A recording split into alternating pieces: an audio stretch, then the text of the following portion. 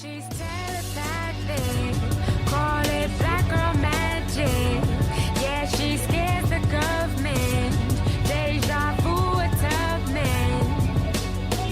We go missing by the hundreds. The camera loves us, Oscar doesn't. They want us in the kitchen, kill our sons with lynchings. We get loud about it. Oh, now we're the bitches. Look at what they did to my sister. Last century, last week. They put her body in a jar and forget her. They love how- What up, What's everybody? good?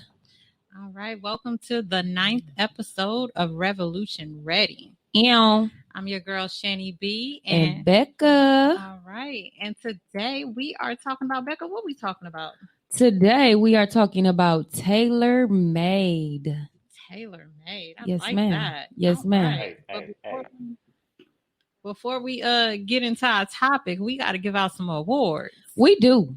We need to give out a Blacktastic award. You know how we do this every week. We give out a Blacktastic award to somebody amazing in our community for the week. Okay. And this week we are going to give out Blacktastic to Whitney Robertson. Whitney Robertson. Do we have some video on Whitney Robertson? Yes, we do. We have some Alright. video coming soon from my girl, Whitney Robertson, y'all. Okay. Do you want to tell us about Whitney before She we play has it? been protesting with us and out on the streets with TPR for coming up on 200 days. And she's been going through, man, so much health-wise. And she has 2 children and she's still been pushing forward. And I just want her to know that we love you. Revolution Ready loves you. TPR loves you. And the world was blessed to have somebody like you here. Awesome. So we could go ahead and play that video for my girl Whitney. Okay.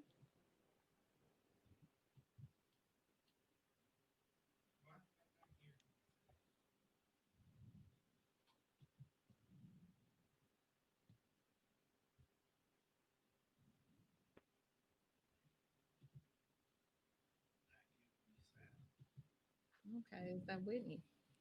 That's Whitney right there. It's not giving you sound. Can you do some commentary for us? You know We can do some commentary right here. You know what I'm saying? This is our girl Whitney with the headband on, as you can see, with the wonderful Tiffany, Destiny, and Mariah. This has to be one of the Whitney parties that we had because she's pulled through so many struggles health-wise. And I kind of don't even want to put it all out there because I'm not sure if that's something that she wanted to put out there right now. But just know she been struggling in that body, but she been making it through. We really haven't gotten any good news lately, but I believe in giving people flowers while they're still here. So this is just my way to pay tribute to her and honor her and love on her because she's so sweet. Like Whitney has the sweetest spirit ever. You know what I mean? It's like I never seen her really upset except for against the police when it comes to social justice. She'll get fired up. But when character wise, she's like one of the sweetest women I know. And an awesome mother. She always has all the supplies for the community. Whatever you need, you can find it in that big van. Loving Anything Y'all that got you the lack. family out there. It's the whole TPR and RR family. Yeah, man. Okay. And those are her beautiful girls right there. Yeah. Just know, Whitney, they're going to be taken care of. One way or the other, they're going to be taken care of. And I know God been, taking care of her all of this time. So I'm still holding on to faith. I'm still, whatever God's will is, let it be done. All right. That's right. Okay. And usually we do a bootlicker. What is a bootlicker? A bootlicker is somebody in the Black community that lick massa boots. Massive boots. Like an Uncle Tom, Uncle Ruckus. Uncle Ruckus. Awesome. So bootlicker this week. I don't got no bootlicker this week because, like Tom said, I've been minding my business this week. But when I see a bootlicker, I'm gonna call you out. It's some bootlickers out there. It is definitely some bootlickers out there. You Oh man. got a bootlicker? I don't got a bootlicker. You know what, listeners? You tell us who you want to be bootlicker this week because Who we didn't have deserves one. Yes. the bootlicker for the week? Who deserves the bootlicker award for the week? Our community needs to know Yes. because you got snakes in the community, you know, and you have to call these snakes out so people don't fall into traps. We need to know who is the bootlicker for the week. Go ahead and in our live. Yes, yes. So we're gonna get this tailor-made show popping and talking. Who we got today sitting on our panel, sis? Listen, we have Mike Taylor and his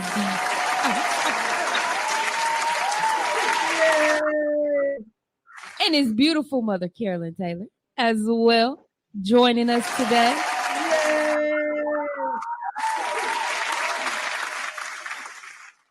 Welcome. Thank you, guys. Where you ladies Thank you. Thank for you. having us. I just want to let y'all know that technology is a mug right now because our brother is all the way over in Africa somewhere on the live. In Africa. What part of Africa are you at? Are you in? Yes, sir. I'm in Tunisia. You know, it's in North Africa. Noble is the city that I'm in, but I'm in the country Tunisia. Is that anywhere next to or And close it's to Wakanda? currently I mean it's all Wakanda over here. No, but She said it's close to Wakanda. Morocco. I know a lot of people very familiar with Morocco. So it's a border to Morocco. Oh, North Africa. So it's not too far from there. Okay. Yes, All right. yes. And it's 12:45 right now. So yeah. Oh, That's love right there. It's 12:45. He on the live AM, ladies and Morning. gentlemen. AM. in the morning, yes. in the In the morning, morning. y'all. Drinking Professional tea. athlete, In 12:45. day. Come on, y'all. the future. You know what I'm saying? So, Mr. Taylor, can you tell us about yourself? Can you tell us your story? Like, how does basketball journey get started? Give us some. Man, man. Whew. Well, I don't think I got enough time to talk about that, but I mean, I kind of started basketball when I was in the third grade. Actually, I went to Hopkins Elementary School in the second grade, and I was interested in basketball, um, but I was real short. I tried out for the basketball team, and even though I was probably one of the most talented players that at the school, um, the coach Ike um, said I was too You small didn't to make call the his team. name. So I Yes, you went did. home like crying to my mama. Yeah, I always got it. I remember the first coach denied me. He said I was too little to play basketball. Ooh. Um, so I went home crying to my mom like I didn't make the team, da da da da. And she transferred me from school. She transferred me from that school to Brown Street Academy. Um, and I went to Brown Street Academy, and that's when my basketball career started. Um, I mean, at Brown Street, like I've been a champion every I started playing basketball. We won third grade, fourth grade, fifth grade, um, and that's how basketball kind of started for me. I went from Brown Street um to Jackie Robinson. Um, I went to St. Catherine's for a while in middle school, and then from middle school I went to John Marshall. At Marshall, I was a first player of the year my senior year. Um, had a couple 50-point games. I led the state in scoring, not just the city. I led the state in scoring, um, and I was able to get a full scholarship to junior college. My grades wasn't high enough, and my ACT score wasn't high enough for me to go to a Division I school. At this time, when I was at Marshall, I knew nothing about junior college. Only thing I knew was the high majors like Duke, North Carolina. You know what I'm saying? So one thing that when I speak to the youth and when I speak to these kids, and I tell them like, if you wanna, take basketball to the furthest, to the highest level, you gotta be on them books. You gotta be Huh? in that classroom and making Yes. sure that you're giving yourself the best chance possible. Because even though junior college is not a bad route, like I love that process. Um, but I wouldn't say that I regret anything. But if I could do it all over again, I would give my chance. I would give myself the best chance possible to be at a university where I can get the most looks as possible. So Hmm. just being able to give some of the truths in my journey and let the kids know that uh, you got to take care of that classroom first. And that's what my mom was a big stickler on me in that classroom. Like um, my junior and senior year, she was like, I had to get like a 2.3, even though to play basketball it was a 2 point, it's a 2 point grade average that you had to maintain to play. She was like, no, that ain't good enough. You need to get a 2.3. I heard And that, the mom. basketball coaches was like, the basketball coaches was like, yo, we need him. Like they begging her to let me play, and she like, nah, he got to learn this lesson now. Like Mm. y'all can't save him because when he go on and he go past y'all, y'all ain't gonna be there to save him. Mm-hmm. So There you I go. kind of got that schooling, you know, at home first. You know what I'm saying? So I went to junior college all the way in Florida. Man, it was almost 1,000 miles away from home, and Oh. I dedicated I dedicated my life to basketball. I didn't come home for 2 years. For 2 summers, I didn't come home. I What? stayed in Florida. I made sure that I was putting myself, yeah. And rest in peace to my best friend. He died when I was in a car accident in June when I Mm. was at Iowa State. But he was the main reason why I stayed. He was one of the main reasons why I stayed in Florida during the summers because he knew, I went off to college, but my Mm. friends they didn't have the same fortunate opportunities as me. They stayed back in Milwaukee. They weren't able to get jobs, so they fell off into the streets. So he was just telling me like, man, what you coming back here for? To be with us? Like Mm. we in the basement right now, smoking, drinking, trying to figure out what we gonna eat and how we gonna eat today. Like you don't need to be around this. Like if your goals is to make it to the NBA, you need to be working on your jump shot. Like Wow. he would literally like call me. Like this was the only person. Like I was the city conference player of the year, so I had all of these so-called friends Mm-hmm. uh, in high school. But when I went to Florida, there was only one person, which was him, that was calling me, and we would literally like talk for like 3 or 4 hours.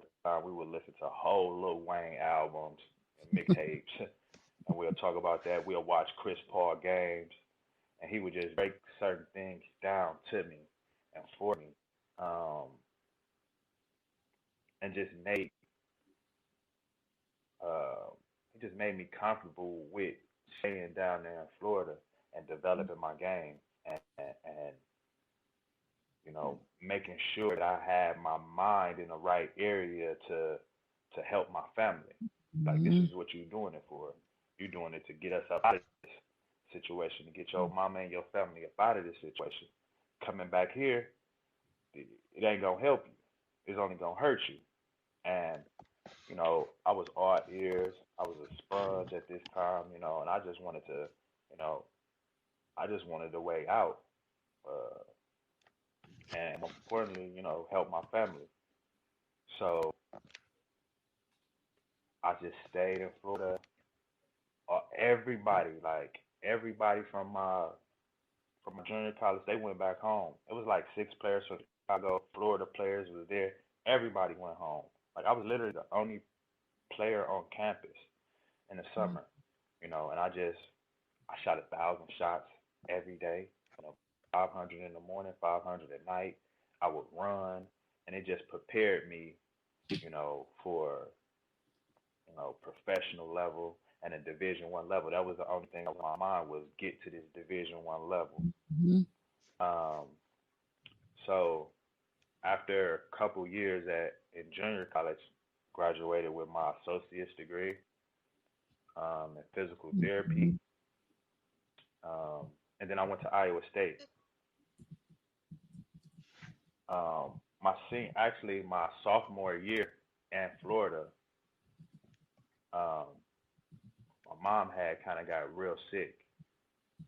And as I was down there in Florida, I had a lot of schools in the South recruit me, like Alabama's, the uh, Florida States, Tennessee. I had a lot of schools like recruiting me in that area, but I was away from home. My little brothers was in college.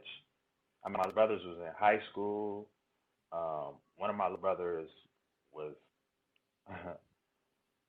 like he was eating the world in the long jump. He went to Tech, Marcus Jenkins. He went to Tech High School.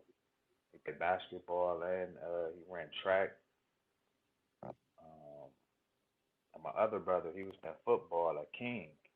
And it was like I missed all their growth and their development in sports while I was in Florida. So when this had happened, I kind of made a decision to come back to the Midwest. So my two schools that at the Division 1 level was Iowa State and Minnesota. Mm. So I decided to go to Iowa State because one of the coaches there was from Milwaukee. Shout out to TJ Osterberger. He's the head coach at UNLV now. Mm. Um, Also, I want to give a huge shout out to Kurt Weathers. Um, he was very instrumental in getting me at Iowa State and helping me out along the way. He was one of the coaches that was at my high school graduation. He was there to send me off to college. To stay in the game AAU program was a grassroots AAU team that I grew up in. Um, and he's been a mentor to me to this day.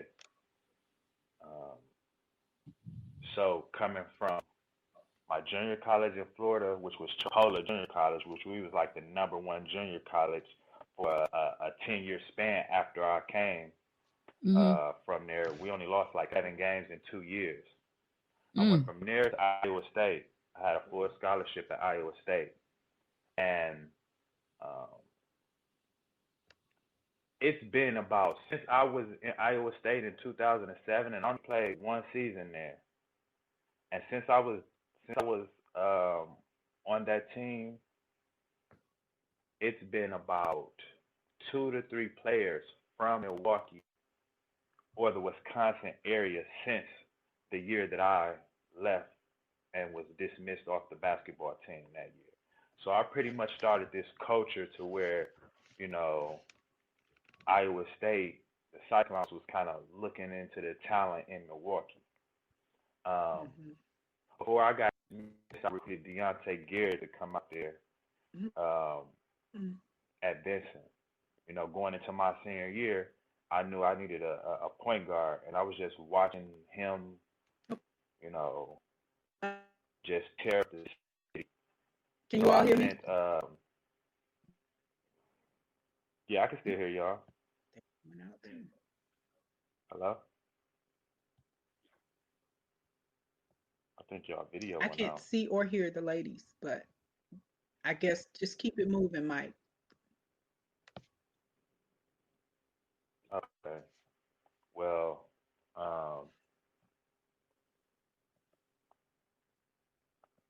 I was speaking about Iowa State.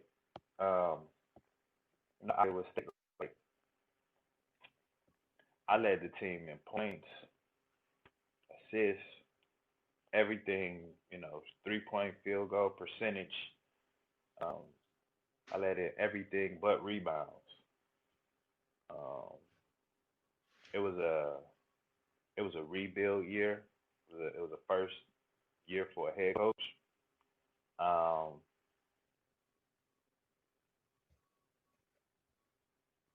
Are they um, texting you, Mike? I don't know. I'm about to see.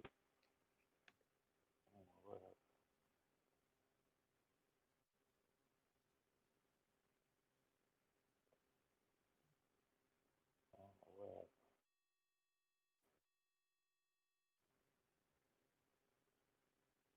But I guess I'm gonna keep going and hopefully they pop back up.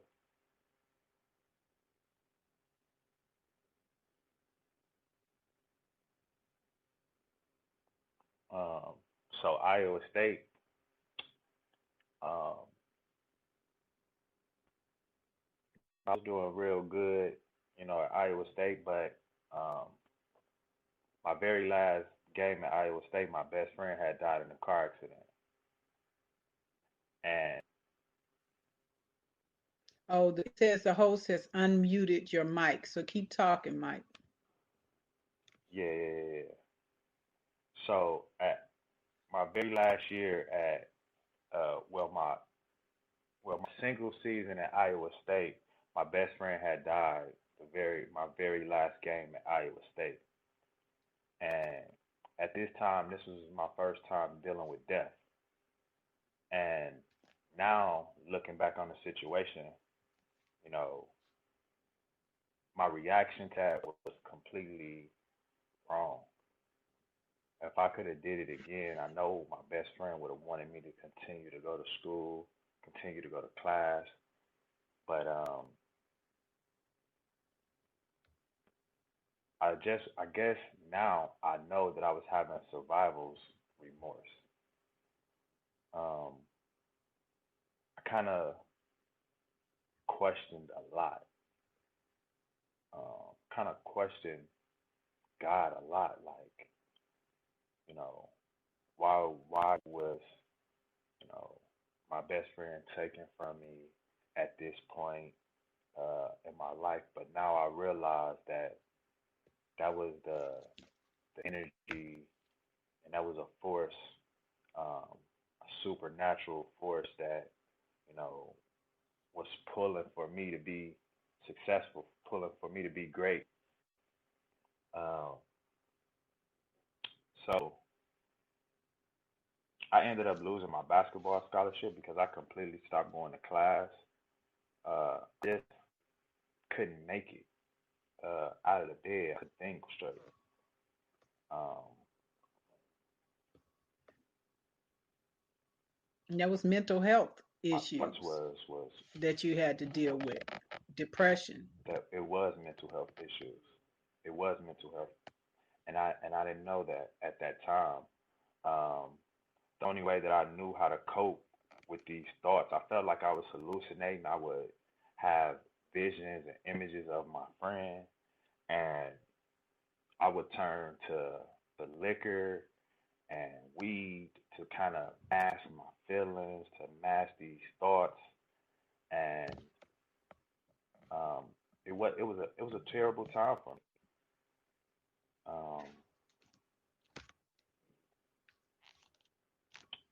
and I don't even know how to continue going on without the host on it. They said But their Wi-Fi is loading, so just keep going.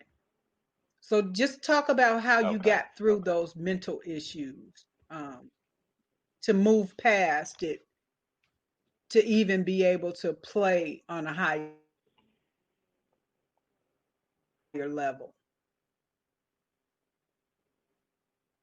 Okay, so I mean, only thing How that did you really, only thing, said it again. how did you get through the depression? What you saying, Ma? How did I How get did you through the get through the depression? depression part in order to Um, move? Yeah. Forward. I mean, I it was I can say wow. through fervent prayer. I mean, I began to talk to you a lot, and you would tell me that Yep. my best friend is closer to me than he ever would be. And when I was That's coming your to you, angel. I was telling you, yeah, and I was telling you like, I was questioning God, and you was like, you know, never question God, like never question His purpose, never question, His way. It's all for the best, right? So then I was just like, man, I didn't really agree with that. And one thing that I could remember that you told me was, you was like, well, talk to your best friend, talk to him. He's up there. He's the closest to God. So you don't have to talk to God. You don't have to question God. Talk to Him. And that's how my prayers would be. I would pray to my best friend. I'll talk to him. And he talked back. And he gave me the strength to to get up and, get back on this course and this journey that my life was headed in, which basketball was the vehicle, basketball was the weapon. But also I was going through um, I was on the monster of the institution of college. So I was seeing how they was profiting off of my talent, and I wasn't able to make any money. I would go in the bookstore and I would see the jersey that I wore in the game without my name on the back being sold for $30. And I would have frozen frostbit chicken nuggets in the freezer and old pizzas in the freezer, and Hmm. you know that's what I was going back to the house to eat. I was going back to my dorm room to eat. You know what I'm saying? Frozen pizzas. I had to drive back to Milwaukee to do some things that you know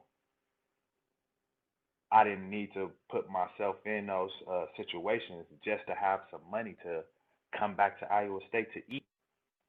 Um, so I was battling that and my best friend passing. And I think what really woke me up was um, me getting kicked out of Iowa State because I neglected the student part of my agreement scholarship to be a student athlete. I neglected that part. I stopped going to class. I was rebelling against the whole system because, you know, I was just seeing so much merchandise being sold with my jersey number on it. I was seeing so much merchandise.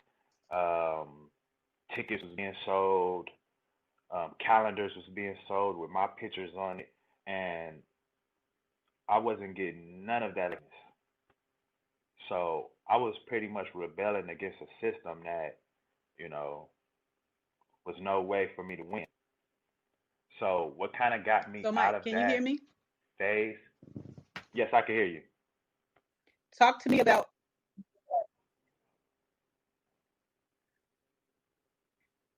Said it again.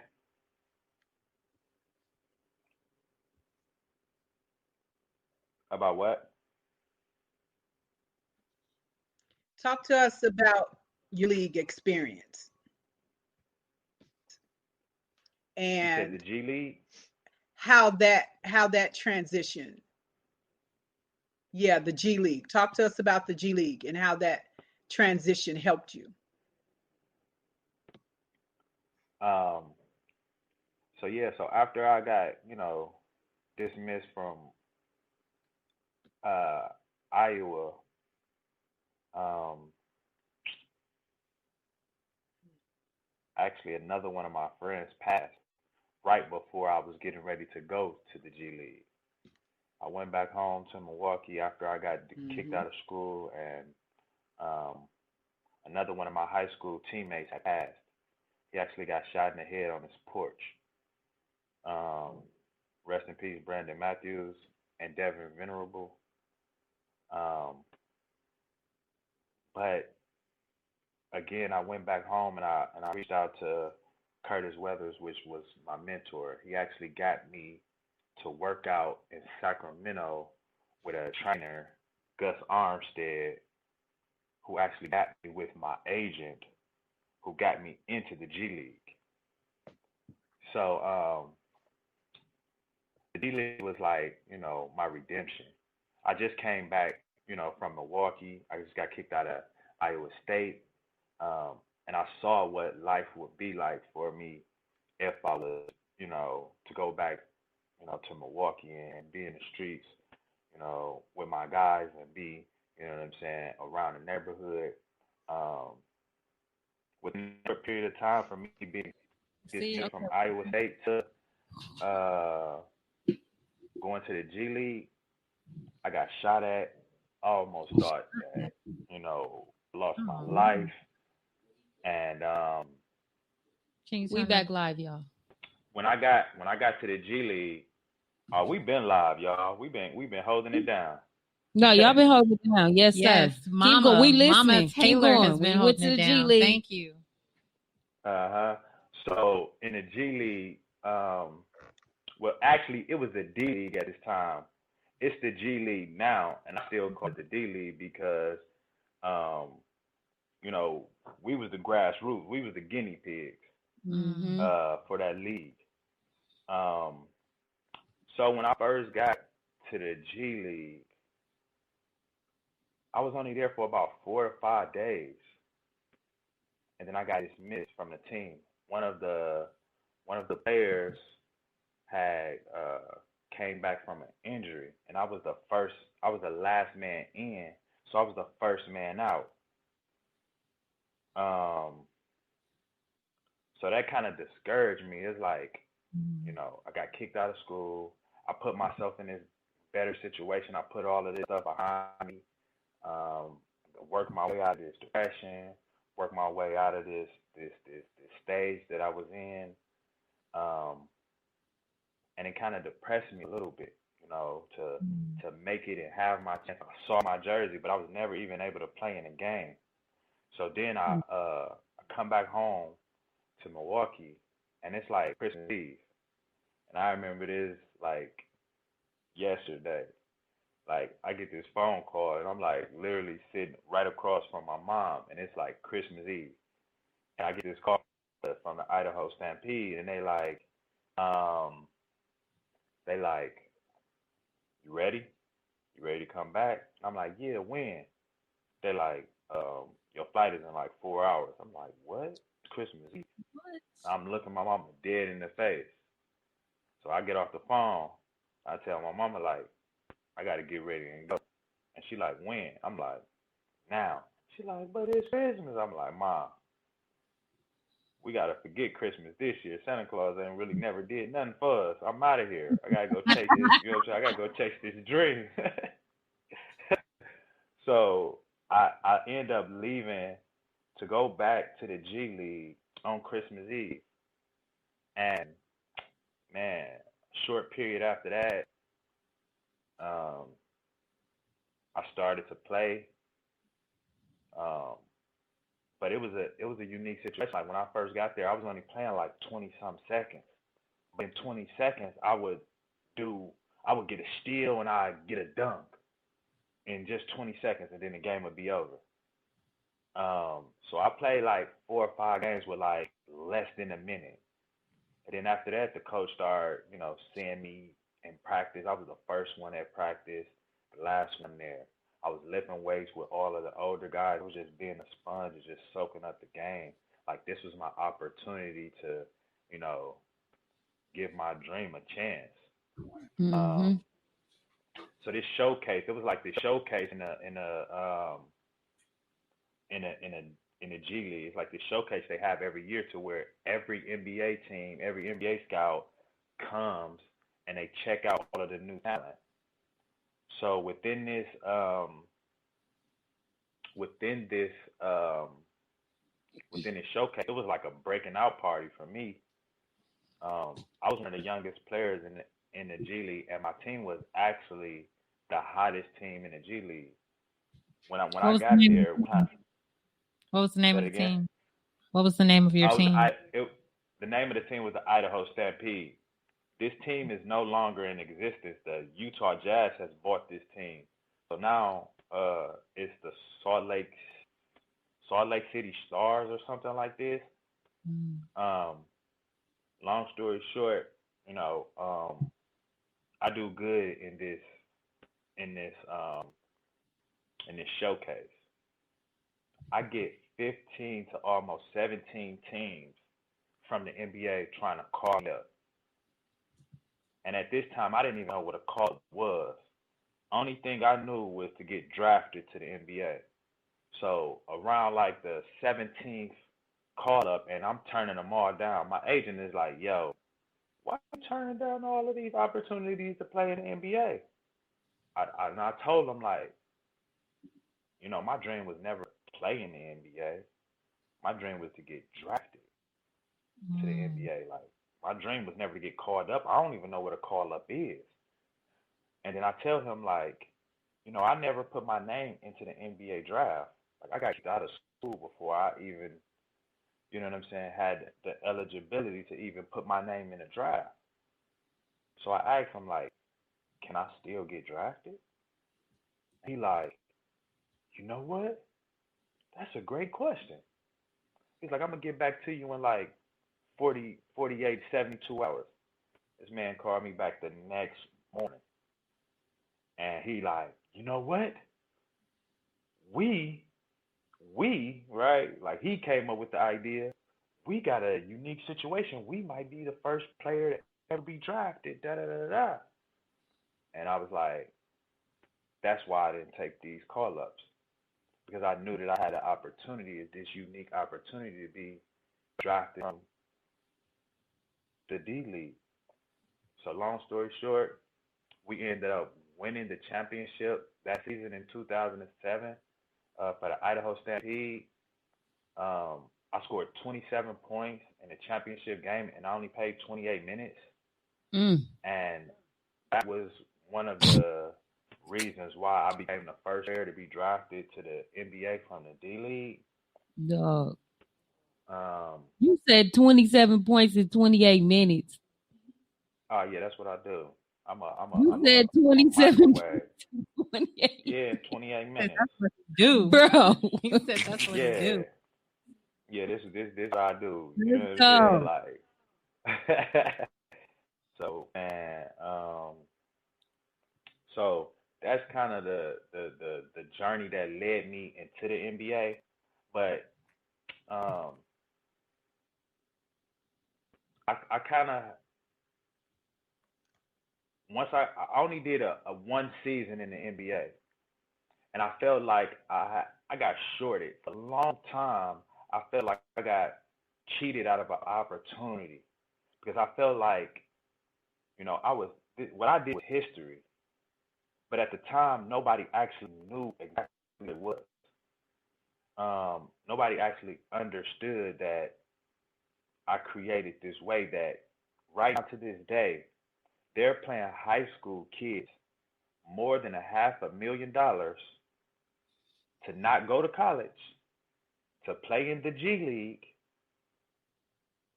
to have the opportunity to be drafted to the NBA.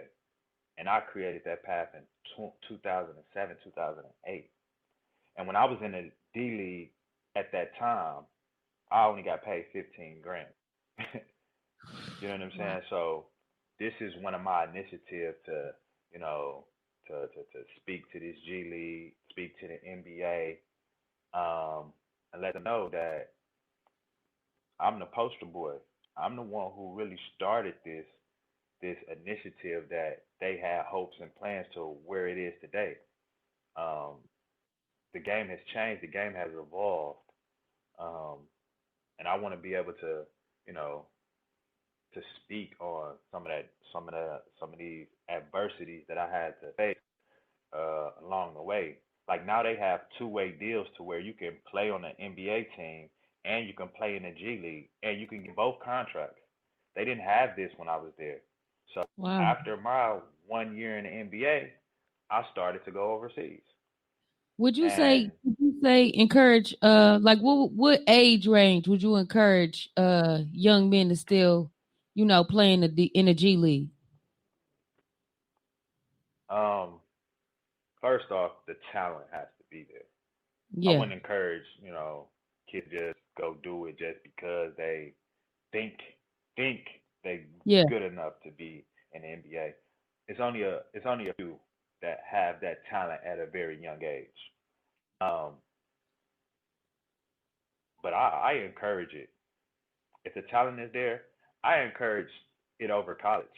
If you know that this is what you're doing and you know you got a good team, you got a good support system behind you who's going to, make sure that you're handling your business first, um, the game has changed, right? So now it's catered to the athlete, with these endorsement deals, with them being personable and all of this. So I encourage it over college. I'm not What if gonna you're lie. over 25? Would you encourage people over 25, like men over 25, to try out for the G League, or would you say, Your time is up. time is up? Um, Now I still would encourage it. I still encourage it. At 25, your time is not up. You're still young. Um, but also, what I would encourage uh, is overseas basketball. Mm-hmm. If you can get paid to play basketball, and before you even do the G League, if you need to test your skills, I say go overseas because the overseas game actually is better than college basketball. It teaches you the professional game. And you know what I'm saying? You can learn how to be a professional, and you can learn like the pick and roll offense. You can learn certain techniques um, better than you can in a college system. Mm-hmm. Um, So but what the was it game like? is What was okay. it like Yeah. traveling the world? Because I know you've been to a few different countries. Can you give our listeners some insight on traveling the world, going to different places? Um, Man, I've been in all of Europe. I've been in Serbia, Poland. I won a championship in Poland. I've won every championship overseas as well. Um, and I encourage everybody. I encourage every single person. I don't care if it's basketball. I don't care if it don't even have to be the sport. I encourage everybody to get a passport. Passport is like $200. People is, what I'm saying, spending $500 for a pair of shoes. You know what I'm saying? Mm-hmm. So half of that, you get a passport and you get to see a different culture outside of America. You get to experience life outside of America. And for me, this is what I can truly say that just dealing with different cultures and dealing with um, you know different languages and being placed in a different setting, it has developed me Mm. in such a profound way. I've been able to see how other cultures are structured, and I've been able to see like how our culture in America is lacking, and how I can implement some of the things in these cultures that I've learned, um, and impact my community with some of the techniques in these other cultures. Um, That's but I tight. encourage every man. I encourage everybody to get a passport because we only we only know what we see and what we hear Mm-hmm. about other countries. Can you And give us nine some times out of examples of what you would bring? Like some examples of like what you've seen that you would want to bring to America or to back to your city? um, I mean, that kind of when bring I us was to in, the foundation too. Like, I know you and your mom have a foundation going on right now, hmm and it's some things that y'all have done already, and then some things that y'all have in the works. You know what I mean? Hmm. Hmm. So, like, are Um, you implementing some of that in your foundation? Or tell us a little bit. everything, everything, all of my experiences, not just from overseas, but all of my experiences, from growing up in the city, um, you know, um, how I grew up in the 90s, the late 90s, and how we used to have real block parties and real community gatherings. Like all of my experiences, I'm bottling them up and recreating it, with the resources that I've been able to acquire, with the Mhm. platform that I've been able to acquire. I'm bottling it all up and putting it into the foundation. Um, but one of the things that to answer that question, like what have I seen overseas that I'm implementing? Um, I've seen a peaceful lifestyle. Ooh. I know that it's attainable from seeing it overseas. Mm. Um, and I know that it's possible, but we Mm. have to unlearn and relearn the value of ourselves, um, and What you mean creating by these. peaceful lifestyle? What you mean? Yeah, What you mean by peaceful lifestyle? um, a peaceful lifestyle is when I say a peaceful lifestyle, it's the way that we defined some of the things, right? We've been taught this chaotic Mm-hmm. hatred, competition mentality. Mm-hmm. This is not our nature. This is something that um,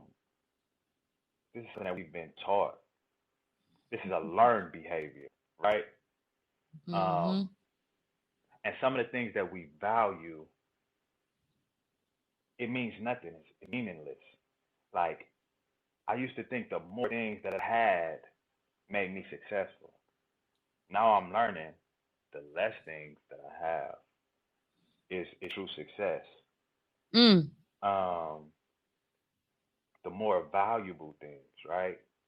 Having family, right? That's success. You know what I'm saying?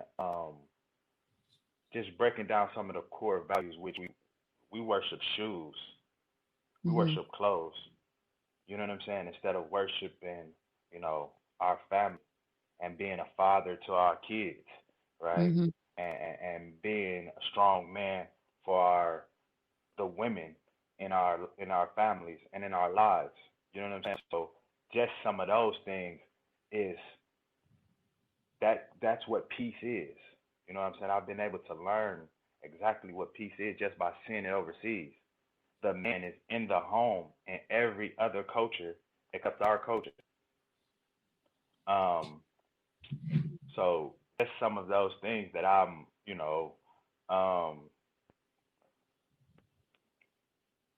I'm being a model. I'm being an agent for that. Um, but yeah, well, let's go. Y'all back now, so come on with it. Tell us what the name of your foundation is. The TaylorMade Foundation 414.org, um, is where y'all can find all the information about, what we doing. I don't know, my mom phone messed up, but the reason why I kind of wanted her to be on this call is because she started this program when I was about 10 years old, Mm-hmm. and it was Wow. called SHACK, SHACC, Striving for Higher Achievements in a Classroom and on the Court. And she would see like how all my friends and I would have this passion for basketball, right? Once Mhm. we got on that court, like we was just locked in and focused. But then when we got off that court, it was like we didn't have the same drive for anything else. We didn't have that same drive for school. We didn't have that same drive for, you know, life. You know what I'm saying? So they started this program that our basketball team, like, we had to go to these classrooms and we had to learn. We was like watching Black Panther movies, and we was learning about Madam C.J. Walker, W.E.B. Du Bois, George Mm. Washington Carver. Like, Mm. we was learning real history, our real history, right? Um, and it was in a setting to where it's like I'm with my brothers almost. You know what I'm saying? These guys who I grew up with, so when I had a question, it was like wasn't like it was in class to where it was like I was afraid to raise my hand and ask a question. I was around, you know what I'm saying, my guys who I eat with every day, so that setting, and then it was being taught by my mom and, my auntie, Miss Smith, um, like it was just the perfect setting to learn these things. Uh not only did we not only did we learn about our culture and our history, we went down to Mata. Do y'all remember Mata? Uh it was like a video production. It was like a TV show. It was Mhm. like a broadcasting room. And Like we went Channel down there. 14? Channel Mm-hmm. 14. Yep, Mata. That's Yeah. exactly what it was. Yep. So we used to go down there, right? And they used to teach us how to record. They taught us how to edit. They taught us how to do the mic check, and we had this whole program to where we ran our own TV show. We ran our own TV shows, and it was ran all about. It was, you know what I'm saying. It was all about us. We had our own topics. We was the hosts. We was Mhm. the light directors. We was the mic check. We Love did it. everything, including the editing. They taught us all of these things in this program, and I could truly say if I didn't excel in basketball, I would have did something with video production. Mm. Um, and not only this, they had models come in, male models and female models. They taught us proper dining etiquette. We was knowing what the small fork was, the small spoon. Like they just taught us things that school wasn't teaching us. And this is where I'm bringing my foundation, right? This is where um, this is where I'm bringing my foundation to, is to expose our kids to some of these opportunities that we're not exposed to. We're exposed to the basketball player. We're exposed to the rapper, to being a rapper. Those are the only ways that we see out of our circumstances and our environment. But there's Mhm. many more ways, right? That we know, and during these COVID times and these pandemic times, it's like the entrepreneur is the one that's being able to sustain. The Mhm. creator, right, is being the ones who've been able to sustain during these hardships and these hard times. Um, Say so that. that's like where I'm headed now with my foundation. And not only with my foundation, I have a for profit as well, and that's tailored for all. You know, Mhm. um, and that's where I'm really putting a lot of my focus in. Like I said, I got this comic book um, Yeah, that tell I'm us about the doing. comic book. Just a little bit. Don't give us too much about Yeah, the comic so book. You got a comic book coming out. no, I'm a Coming out. yeah, I got a comic book coming out, and like I said, if I didn't do football, I would be into something like production, right? And Yeah. Mm-hmm. this is that production side of me that a lot of Yeah. people don't know, that I have this creative, you know what I'm saying, mind frame. Like people just see the basketball success and they just think it's a physical thing. But Mm-hmm. the sport and the game of basketball is 90% mental, right? Mm-hmm. And 10% physical. And that's what a lot of people don't understand. Um, so with this comic book, it's not just like, oh, I'm coming out with a comic book and da da da da da. It's been something that's therapeutic for me as well because I speak about a lot of adversities that I had to face. Like I spoke about death. I speak about growing up and my father not being in my life. I speak Mm-hmm. about how my mama taught me about my spirit and ground and all of these things like life lessons. You know what I'm saying? And being transparent in my truths, right? So I can give the youth a blueprint to kind of scale what they're going through. Like, one of the things that, you know, I'm being an agent for and being transparent is just being able to speak on some of the topics that our community don't have a space to talk about some of these things. You Yeah. know what I'm saying? Um, Yeah. so this comic book, man, is real therapeutic for me. I'm able to, speak about and talk about some of the issues that, you know, I've never been able to talk about. Shout out to Brandon and Sedan too with Breaking Barriers. I see them on here.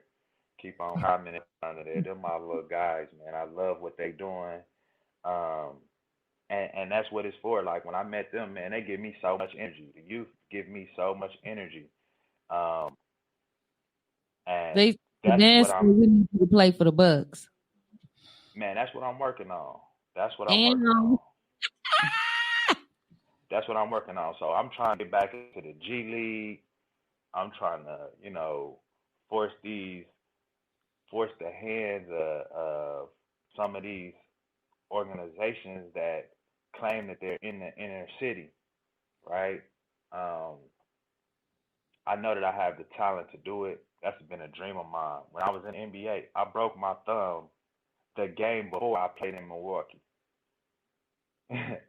You know what I'm saying? yeah. I broke my thumb, so I was never able to play in Milwaukee. Even Mm. when I was at the Big Three, when I played in the Big Three, and the Big Three came to Milwaukee, I played in Chicago, and I didn't even play at the Pfizer Forum. So I was like real hot about that. You know what I'm saying? So that's something that I'm working on. Even if it don't happen, we gonna knock on that door. Even if the worst case scenario happens, we gonna knock on the Bucks door. We gonna knock on the Wisconsin Herd door, and we gonna see how they can get some funding for this what we doing in the community. See if we can get them to, you know what I'm saying, contribute to the uplifting of the community. So, um, I want a community center. Um, I got so many aspirations and hopes and dreams just Mm-hmm. to be this pillar to connect the city. Um, Mama Faris said, "Dream Team United MK is looking forward to having this conversation with you. So you know you got the community behind you. Whatever you know what I mean. Whatever endeavors you trying to tackle, we could Absolutely. definitely tackle them together. I think that's amazing, though. What you think? I think yeah, it's definitely amazing. I want to talk more about that comic book thing. I want to buy one. So when is it coming out? And are you illustrating this? Are you, what I'm saying, just writing? What is your part in your comic book? man, I'm the creative director of everything in this Okay. comic book. I got a team in Indonesia. I played in China, Mm. and I did designing in Indonesia. And one of these artists, graphic design artists, he he came to the game with like, the first game I played, I scored like 40 some points. So the next day at practice, he came with like this big old poster, and it was like a cartoon picture of me, and he wanted me to sign it for him, and I'm trying to take a picture like, man, this is mine. Like, let me get this right. And he didn't speak English, Mm. so I'm like, I'm trying to get one of my teammates to like speak to him, whatever, and then just like Instagram. I'm like, yeah, Instagram, right? Yeah. So I got his contact and his information through Instagram, and I don't know if y'all can see these, but these are some of the images. I created these basketball cards, right? This is my junior college. This is me at Marshall, and I created 13 of these cards, and it was basically off of these illustrations, right? Mm-hmm. Um, so I started, building this content to tell my story this way, a unique way. I've been giving them away for free for like the last 2 years at all of my events that I've been doing for the kids, just to have some inspiration, to let them know that, it's success stories. Like we hear all about the failures and the bullcrap Mm-hmm. stories of about the young black men in Milwaukee, but it's rarely highlighted, you know, these success stories. I knew Mm-hmm. nobody was gonna come to me and be like, "Yo, you was the first player from the. What's your story?" Like nobody was gonna come to me and interview me. So I just been figuring out the best way to begin to tell my story. Um, my comic book, I'm working on it to being released. I'm talking into like marketing and distribution places. Like I don't want it to just be a comic book. You know what I'm saying? I have 3 issues of this comic book already done. So it's 3 issues to tell the first series. Um, I'm looking at spring 2021.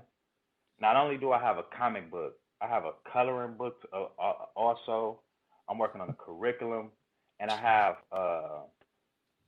a literature book, 65 pages. It's 6 short stories that also goes You along with this. don't want to give too much to, what I'm saying, everybody. I'm loving it Why though. I not? can't wait to, what I'm Why saying, not? Patreon and They, purchase. I'm Because not. when somebody's I, stealing your story, stealing your hey, they idea, can't. They can't. They can't. tell your They can story. try. Yeah, they can try to steal it, but they Yeah, can't. This is me. This for me. You know what I'm saying? So, like, Money absolutely. is cool. I heard this that. it. This here. David said You know what I'm she saying? got her cards. All right. Yeah. So, Cards. so this is what it is, man. It's my story. This is something that I already got it copywritten. It's under my LLC. Like Okay. it's on the way. It's in the making. You know what I'm saying? So I made sure that I've been crossing all my T's, dotting my I's with this. This has been my baby. Um, Can you tell us more about growing up in a 53206 area code, or do we have to read about it in your? um, I do. I can tell y'all a little bit about it. And this was, and I was talking to my mom about this probably a couple weeks ago. And this was one of the first ways that I knew that I was gonna be a part of this community for forever. Mm, Um, I remember, I want to say I was probably like 7 or 8 years old. It wasn't a stop sign on this corner on 24th Place and Locust. St. Leo's is right across the street. mhm. Um, I want to say our address was 2864. It was like the third house on that block. House still there, still the same color, yellow and brown. Um, I saw this little girl get hit by a car, Mm, and Mm. me and my mom and some more neighbors was like on the porch, and like she literally gets hit by a car speeding down the street, no stop sign. She get hit. I see her go up in the air, boom, hit the ground. My mom was the first person on the scene.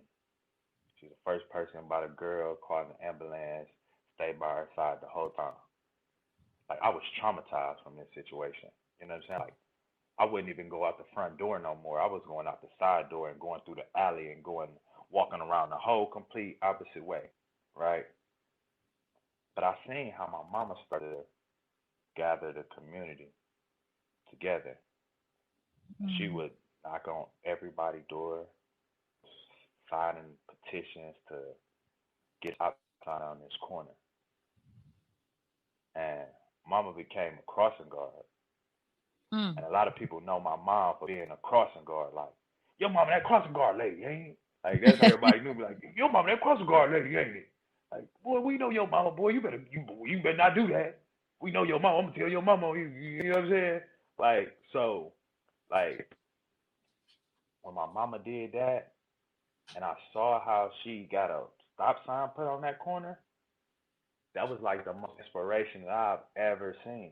You know what I'm saying? Like, Powerful. that was like, you know what I'm saying? Like the most realest shit I've ever seen. And um, that's when I knew, like, I wanted to be something like that. I want to do things like that for my community.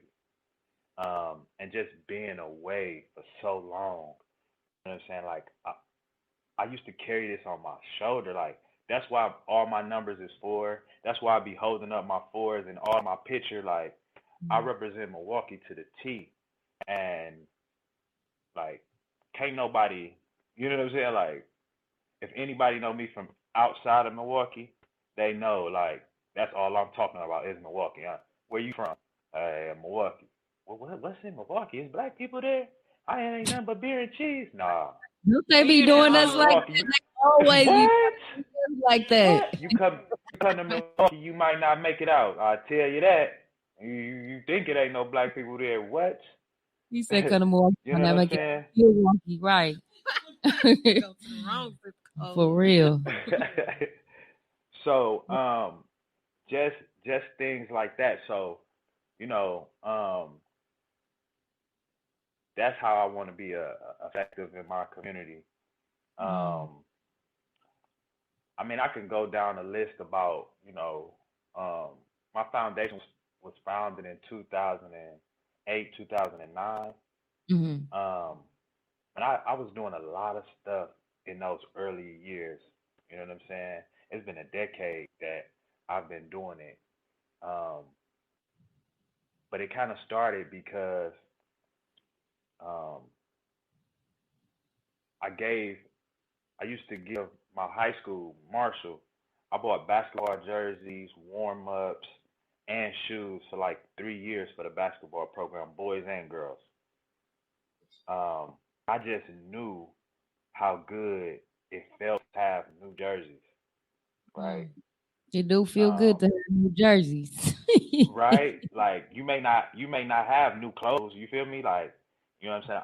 You may not have new shoes, like, but on that basketball court, when you have on a new jersey, that like you forget about everything. Like you forget if you ain't got food at the house, you forget, you know what I'm saying? While you on that basketball court, like you forget all of these things.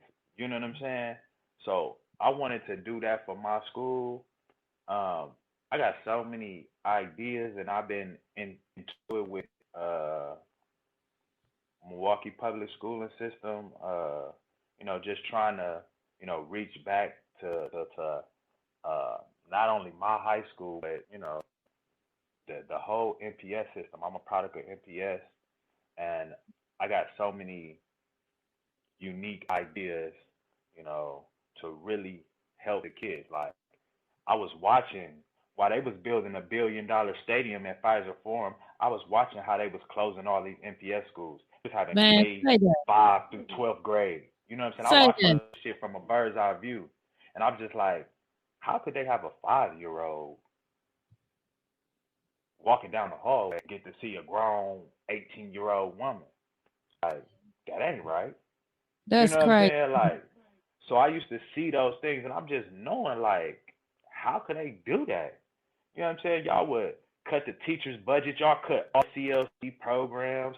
They cut all the after-school programs, and then they wondering why the youth is stealing Oh, cars and out yeah, here, you know what I'm saying, terrorizing the city because they don't got nothing to do. You right. know what I'm saying? So that's They that's can at least give him that's a job where, at Pfizer Forum.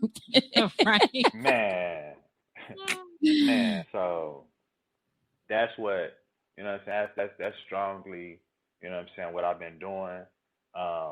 Like, man, we've been doing Thanksgiving giveaways and all this stuff for years. Shout out to Tell us about it. 'Cause Anthony. it was cracking. No, I'm talking about the old. I'm talking about the Tell us old days. about What this the recent loudness stuff, was amazing.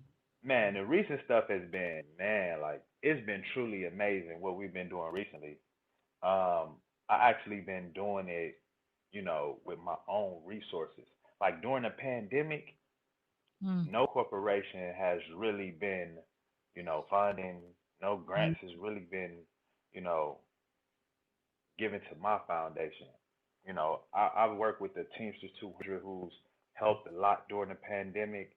I work with Mhm. Walmart, East Capital Walmart, who's been, helping out extremely a lot, you know. But besides that, man, it's been all off of my will and my desire, and I just give praise to the Most High for, you know, giving me the heart of service. mm, This is truly a vision that's divine. This is not my doing. A lot of people will be wanting to thank me for it, and I take it. You know what I'm saying? But this is something this is a calling. I was chosen to do this. You know what I'm Henceforth, why the saying? show is called Tailor Made. hey, Tailor You know Made by that. God. You feel me? To do what you called to do. hey. Exactly. And Man, it's how long tailored you for gonna be all. out there? When you coming back? I should be back around mid-April, going into May. Um, but I'm just out here planning. I'm on Zoom. If I'm not in the gym, I'm not working out. I'm on somebody's Zoom. I'm on somebody's, live feed, just, you know, organizing, strategizing. So when I get back, we mobilizing. I need a community center. I need a Mm, base. I need an epic center. You know what I'm saying? To really impact and on a broad level. Um, We coming out there. hey. come on, come on. So when He we said come back, for like $100. so when we come back, you know what I'm Amsterdam. saying? We planning it. we Hey, We out planning it here. out here. We trying to see the motherland. Wakanda. for sure, for Trying to sure. Wakanda. So we know some of that culture to help bring back. That's right. Mhm, mhm. Man, listen, this is really truly been an inspiration. Like Mm-hmm. more than just a basketball player. He tailor made. And I know that we had your mom on earlier, Miss Mhm. Taylor. I think we had some technical Y'all might, difficulties, but yeah, you know y'all might what? have to get her on. Y'all might have to get her on a solo joint because she cold. I Yeah. ain't even gonna lie. I ain't trying to say that because she my mama, but man, she been a mama to a lot of people. You know what I'm Mm. Listen. saying? Not just me. She been a mama to the community, and man, I get it from her. You know what I'm saying? Like Just submit to the show. But this is Submitted. she just a ran the direct show for us. reflection of her. Huh? Say She it just ran again. for us. We said that she was a mama to the show. She just ran the show Already. for us. Listen, Love her. we talked to her earlier, and we talked about the mother son duo and how we do have a lot of single mother homes, and Mhm. as we're growing up, maybe even having sons that are on the street that have the money to put into a business to kind of steer their life back to going into straight, straight street. Mhm. Talk Mhm. to us a little bit. I know I wanted to pick your mama brain too, but like talk to us about the wisdom of your mom. Like what type of mom did you have and what type of encouragement would you give young men today who do have their mom in their life still as far as like money and business wise? Mm. That's a good question. I like that. Like what is Man, it like working with your mama? man, my mom is, that saying, the momager. Yeah. She's my manager. She's my financial advisor. Like, don't nothing happen if it don't go through her. Mm. Okay. Um, I mean, I think that's I think that's one of every young black boy's like mission. You know, is to take care of their mom because they seen the struggle. Like I've seen the Mm-hmm. struggle. And I said I saw my mom work 2, 3 jobs, you know, In the Mm. summertime, she's working extra overtime. You know what I'm saying? Um, so some of the encouragement that I would give is like for the younger kids, it's like, man, listen and respect your mom. Mm. Like, you don't know how long that you're gonna have this this this person and this motto in your life. Mm-hmm. Um, and that's one thing that I've always had is a open relationship. I don't know if y'all know too much about Capricorns, but my mom is a Capricorn. She gonna shoot it Um, straight. She ain't Capricorn, she well, crazy. she ain't finna sugarcoat nothing. She gonna tell me when I'm fucking up. She gonna tell me, oh, this person ain't real with you. I don't like that person. I'm like, Ma, but that's my friend. She like, ugh. I'm Does warning you now, like that ain't your friend. You know what I'm saying? So, um, and then just as far as money moves, man, it's just everything. My mama has been, you know what I'm saying, my guidance. You know what I'm saying? She's been everything for me. I'm still a mama's boy to this day. You feel me? Like when I go home, like I gotta go, Mom, what you cooking for me? You know what I'm saying? Like that's just that's just it. You know, I bounce all of my ideas off my mama. mm, Mama's, and that's why I want to be able to. That's why I would.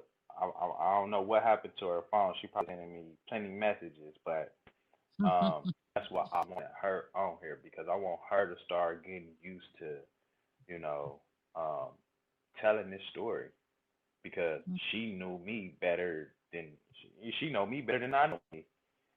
mm, You know what I'm saying? She developed me. She molded me. It was all up of her guidance and her structure. You know, my mom was born in Chicago, um, and you know, just when my grandma had passed about 2 years ago, I really started to question my mom about her childhood um, and how she grew up and why she was such a stickler for us in school. Like my mom was an athlete. My mom had a full scholarship in volleyball um, to go uh to go to college for volleyball, but she had got pregnant with my sister, so she gave up her dreams, her ambition to give it to us, and Mm. all of her kids, like all of us, my brothers and my sister, we all went to college. You know what I'm saying? She mm. would tell me just about, you know, as she would get ready to go to school, she's walking out the apartment building.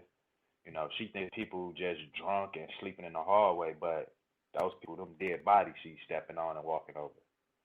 You know what I'm saying? So Ooh, just being able to get some of that insight as to why she wouldn't let us, why she wouldn't let us fall victim to the streets. You know what I'm saying? Like that. That's what molded me. You know what I'm saying?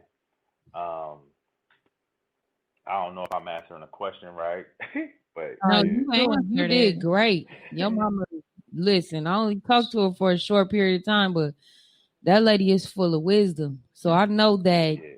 being tailor made, she was your mama on purpose. Like she definitely helped mold you into who She you the are right definition of tailor made. She now. the definition of tailor made. Her and my grandma Uh huh. is the definition of tailor made. I'm just carrying on this legacy. And I'm just trying to pass it down, you know I what I'm love saying, it. generation to generation. You know what I'm I saying? love that. Like that's it. I'm just the big brother program to something that she started in the '90s. You know what I'm saying? And I just want to pass it on, not just to my family, but to the community and to the culture. You know what I'm saying? Mm. And affect the whole city. You know what I'm saying? Like, and that's just where we at with it. So, what would you tell your 13-year-old self? You know what I'm saying? If you could go back in Ooh, time in history, like what would you tell your 13-year-old self? dang, Mm. My bad. that's a question.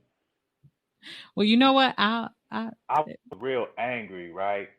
mm-hmm. I was real angry as a kid as a teenager because my father wasn't in my life.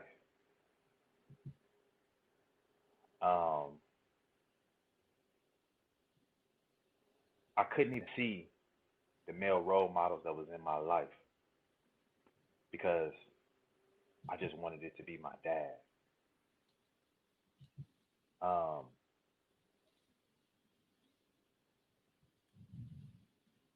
so what I would tell my 13-year-old self,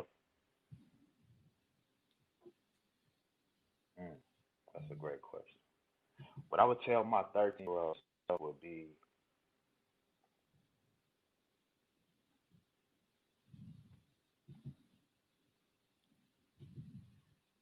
is to find out what healing is. Mm. It's okay because this is something that I'm about to be 35 in January, and I'm still dealing with something that around the age of 10 or 13 that I realized that my dad wasn't the Mm. man that I needed. And that, I tried so hard not to be like my dad. I wasn't living my life. I wasn't enjoying my life. It was just, I just wanted to not be like this man. You know Mm. what I'm saying? Um, so I spent not only my adolescence, my childhood, but a long portion of my adulthood trying not to be like him, but I Mm. forgot to live. I wasn't happy. You know what I'm saying? And a lot of my problems that I'm learning, right, that these things no longer, this pain and this trauma no longer suits me with where I'm headed. It only hindered me, right? I didn't reach out and ask questions to the men that was in my life like how I should have, right? I didn't ask for the guidance like I should have. I didn't want to reach out to these men that was around me who were more positive, you know what I'm saying, and was more of a father to me than my own father, right? Mm. So if I could go back and tell my 13-year-old self, I would say, be angry and cry right now, but let it go. It's okay that your father is not in your life. That's his mistake. It's not your mistake. Um, and I feel like just that alone would have freed me up, and I wouldn't, you know, box myself into this space to where I didn't. It was a time that I didn't want to share my story. It was a time that I didn't want to talk about these adversities. It was a time that was like, man, I got this all by myself. So everybody else got to get it by themselves. You know what I'm saying? So I would just tell myself that, it's okay. You know what I'm saying? It wasn't my mistake. It was his mistake, right? And I just think healing that part, which is what I'm doing now. You know what I'm saying? These lifestyle changes, right? That is necessary for this leveling up that I'm about to do. These spiritual changes that I'm doing right now. I've learned so much just within the last year that I could tell my last year self, right? Some of the Right. ways and the habits that I have, um, that it's time to cut those ways out because they no longer suit you. Mm. And that's what you know what I'm saying? That's what I would tell not only my younger self, but you know, to any kid, even the guys that's my age.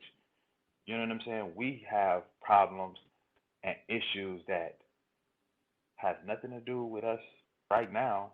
It has something to do with that 10 to 13-year-old boy that's still hurt from that Mm-hmm. pain.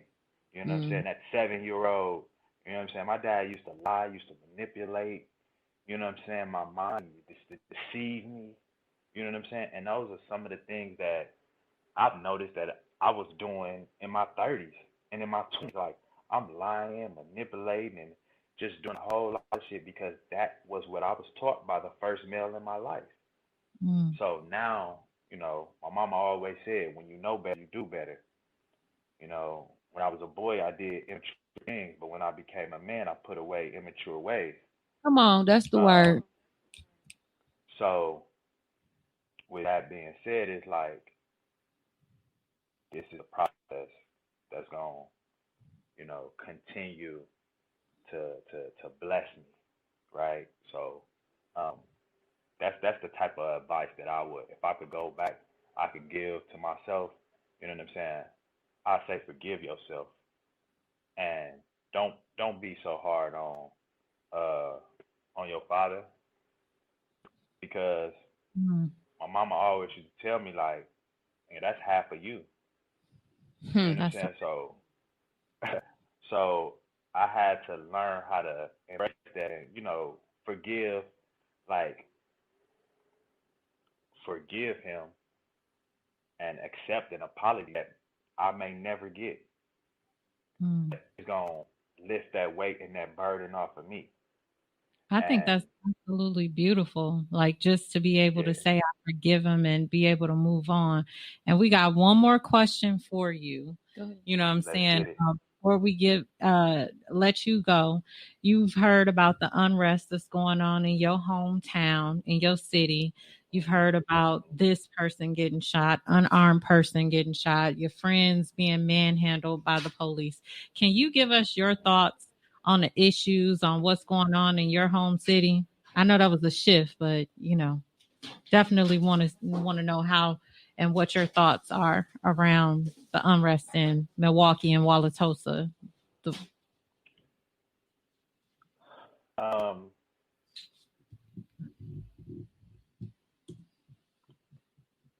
it's a unique situation going on in the city. Um, just being back during the pandemic, um, and these times, it's a beautiful space that we're in mm, right now.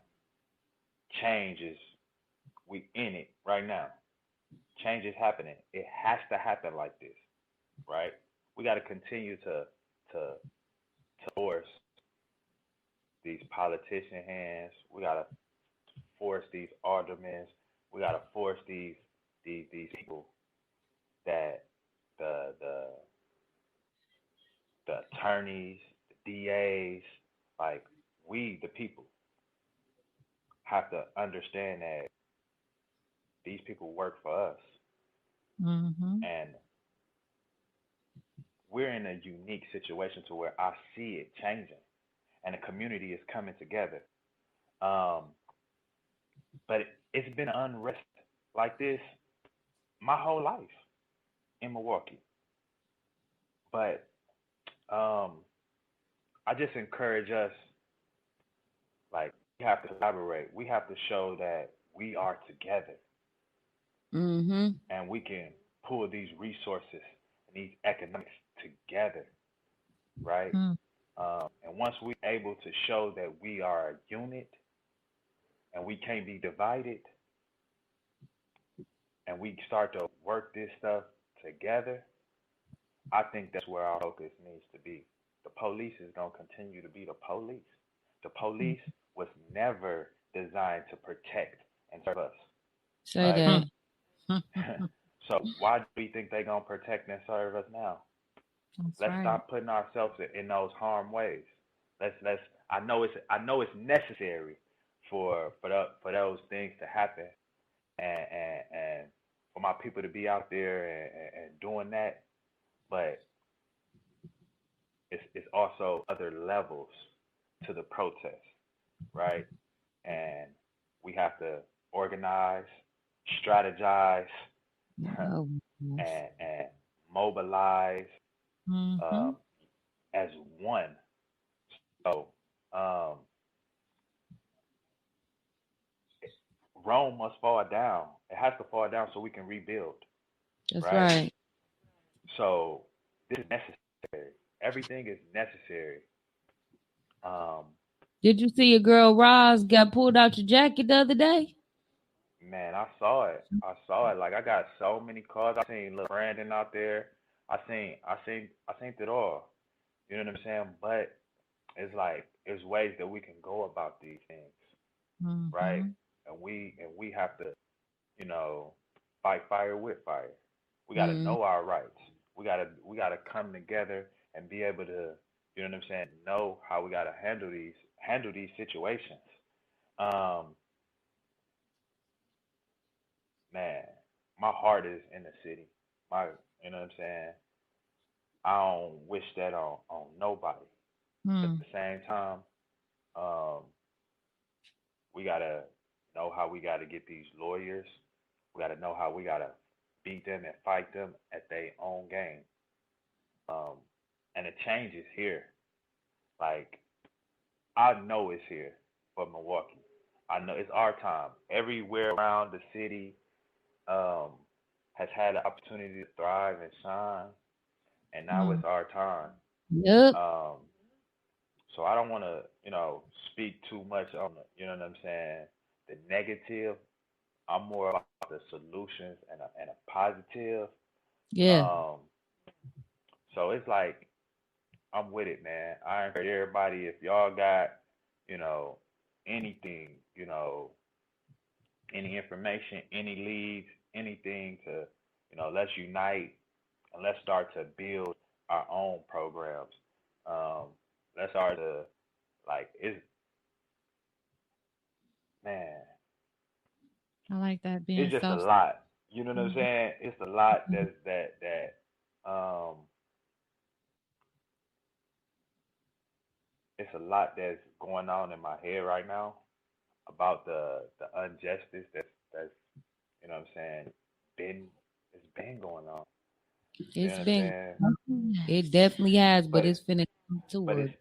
it's time for an end. And we Man, as the people, like that's the revolution, right? that is. It's So inside of us. It's inside of all for of sure, us. for sure, And it's for sure, for definitely sure. our time. Listen, Mm, we appreciate you coming on. It's such an honor to have you and your mama at the same time. We yeah. thank you for all the endeavors that you are coming into. 2021, we know is going to be even more of a blessing to you. If Mhm. anybody wants to reach out to Mike Taylor, go to Mike Taylor Foundation 414.org or www.miketaylor88.com and connect with the man. If you heard anything in this conversation, and you want to connect with him, go ahead and pull that information that's scrolling at the bottom of the screen. Tailor Made Tailor Foundation. Made Foundation, 414.org. 414.org. And then as we are wrapping up, I also want to say that if you want to connect with Revolution Ready, you can contact us at revolutionready.wi@gmail.com, or you can look us up at www.revolutionready.org. And we also have some merch coming for you. What? We got some merch coming. What? Shanny, we got some merch. We got some We got some merch coming. Ow. We're gonna stay connected with Mr. Taylor May. We're Yes. looking forward to his return back to the city. I Yes. believe it's great things that we are gonna do, great things Connect. that we have lined up. Make sure that y'all share this live. Share Share this it. Man, I live. I just before we get off here, I wanted to say I appreciate you ladies for having me on, sharing your space with me. Um, it's definitely been a great one. Um, and it's 2 o'clock in the morning here. When it's So, 2 o'clock, we gotta let you sleep. Thank you. but We yeah, appreciate. man, I appreciate y'all time, man. And I love anything, you know what I'm saying, I could do to shed, some light on what we doing in the city. That's what I'm for. Y'all heard it. This is a That's right. community that we building up together. So make sure that y'all get in contact, get in touch with us, stay in touch with us. And until we see y'all again next week, Peace out. keep up. Ew.